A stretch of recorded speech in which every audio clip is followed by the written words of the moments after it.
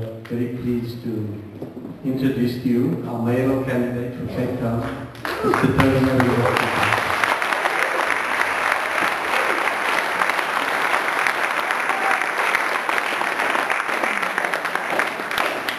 Good evening, and thank you very much for that kind introduction. I was touched with what Ibrahim said because I, like him, has worked with him as long as he's worked with me. And he's very modest. He doesn't say that he was only the shaper for how the trade union movement had engaged, participated, and helped to direct a lot of the discussions and developments within government. And so it's been my incredible honor and pleasure to work with him. And he's one of the people that probably had the most profoundest effect on my life. I first met him in the Committee of 81, but I came from an Afrikaans school. So nobody took us seriously there. We couldn't speak English properly, we settled over the word. But Ibrahim and many of the other comrades at that time directed us and gave us a clear sense of what it is that we have to do. And I want to say that that's what is incredibly important. It's that goodness that resides in your heart, that private virtues, those things that you want for yourselves because you're a good person, that we've got to want for other people too. Because when we want our dreams at the cost of the dreams of others, we get into a circumstance where we can't build a society that responds to this. And we saw that under apartheid. Apartheid was a system that advanced the dreams of whites, but at the cost of the black people in the country. And that's why we all as Democrats stood up and opposed the system and changed it, which is an incredible testimony to our ability as a nation to come together and address the most onerous of challenges. But I really believe that that's important, that sense of individual goodness. Because it's out of that that we move towards desiring a society that reflects our personal virtues, that makes our personal virtues public values, and that changes those public values, the things that we want for one another, into the policies that must shape the government. And what we've seen for a long time in our country is that certainly our desires, as manifested in the Freedom Charter, meant that we spoke to the dreams and ambitions of all of our people. We spoke about that sense of relating to a higher sense of purpose. When we came to 1994, we had the opportunity to implement that. And great strides has been made, as Comrade Ibrahim pointed out. And we must acknowledge that and we must embrace that, because it's out of the ability to achieve so many wonderful things in our country that we'll draw the strength to do so much more. Because in spite of what we've achieved, the challenges are still immense.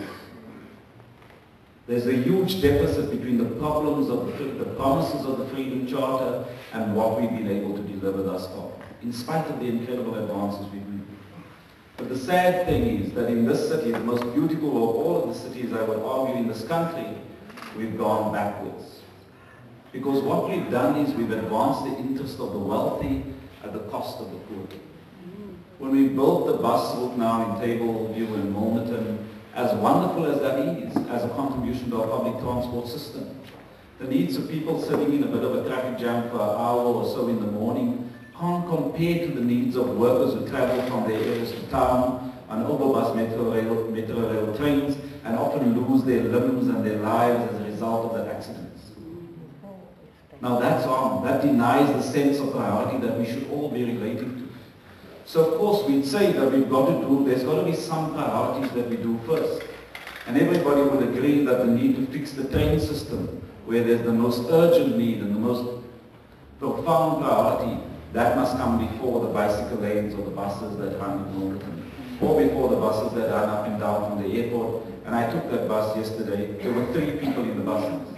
They could have gotten in a taxi and traveled. We could have used those buses to pick up people at points along the routes in the metro rail line and take them straight to the industrial area. That would have alleviated the overcrowding, make it safer, make it better, make it more convenient for our people who depend on it.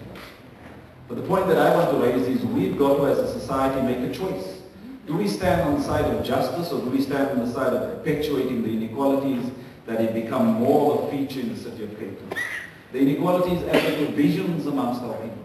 People are more divided now between black and white, between wealthy and poor, than they were in 1994. So if anything, that makes this election probably the most important election.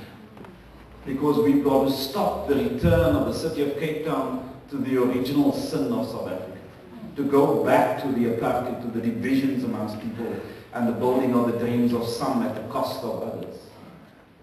And we know what we stand for, we know what our values embrace, we know what kind of society we want to take forward.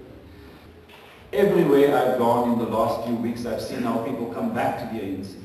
And it's in part, I think, because people have that commitment to making this country work, to making sure that we advance our ambitions along with the ambitions of others. And people have come back to the movement in spite of the movement on occasion having disappointed them so much. When other people are corrupt in the DA, in the ID, or in other parties, it's sad, we must condemn it as much as we can. When somebody in the ANC is corrupt, it's 10 times worse than that. Because the ANC is an organization that comes out of the people for the needs of the people. Many of those other parties are about advancing your political ambitions at the cost of the people you're supposed to serve sometimes. And when we were quiet on those things, on many occasions we let our people down. We let our organization down. And so many people have their hopes vested in the ANC. The ANC is effectively the only show in town. The ANC shapes national government policy. Our founding fathers have inspired us. Mandela, Sisulu, Tambo, all of those things, men and women who were the architects of our constitution, who represented the framework for how we can take our country forward. They brought us to a life of service, a life that reminds us that we find a sense of community by serving others within the society. And that's what we must restore in the city of Cape Town. There are great divides. How do we bridge the divides? The only way that we're going to be able to bridge the divide is by building a partnership between the rich and the poor, between black and white. We've got to do this together in partnership. But it's going to be a partnership that takes the city on a fundamentally new direction. Because we've seen what 5 years of DA administration has done to the city.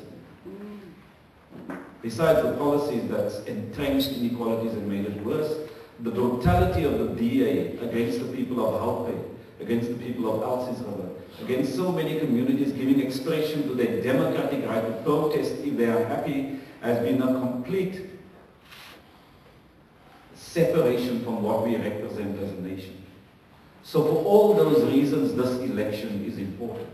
For all those reasons, we've got to make sure that we win this election.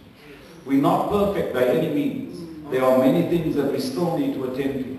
But as we come together like this, we know that when we are together and we work together and we plan together and we commit to each other, we can achieve all of those things.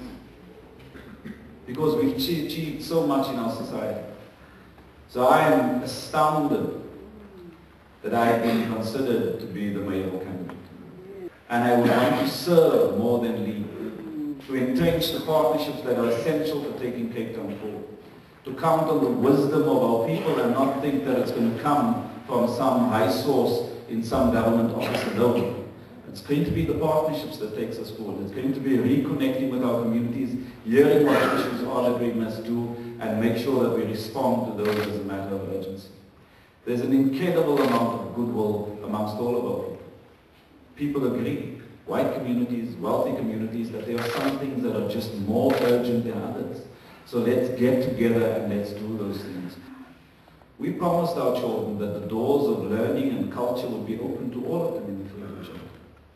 The sad thing is at the moment that our children in Mitchell's Plain and Kailicha have to go to school in classes that's often 60 or more, with none of the modern requirements for education like computers or good sports facilities or just sufficient amount of textbooks. While the children in Claremont and Constantia have class sizes of 25, have all of the other modern trimmings for education. I think it's that relative poverty that we've got to respond to, because it's an injustice when all children don't have the opportunity to be the best that they can be at the levels that we provide and the resources. The challenges that we have are immense, but I'm confident that we can do it together. Everywhere we've seen the councillors are absolutely committed and enthused to make sure that we get the job done. Where we've spoken to our people, it's amazing. It's like we're on the brink of 1994. People are excited. They believe that we're going to win this election. Yes. The numbers on the polls are showing us that the ANC's numbers are rising, and as the ANC's numbers rise, by implication, even if the DA maintained their same votes, then their percentage would come down. So they are way below 50%, and that's what's really concerning them. So the writing's on the wall. The DA will not be in power of the 18th. But that places an even greater...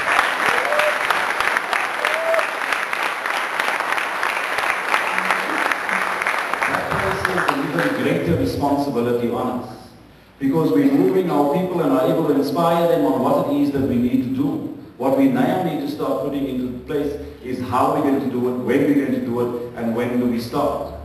Because the responsibility of governance is even greater than aspiring and working towards getting into power. And we want power only to ensure that we can speed up delivery to our people. So I have no doubt that on the 18th of May, the ANC will win the elections. When I'm the mayor on the 19th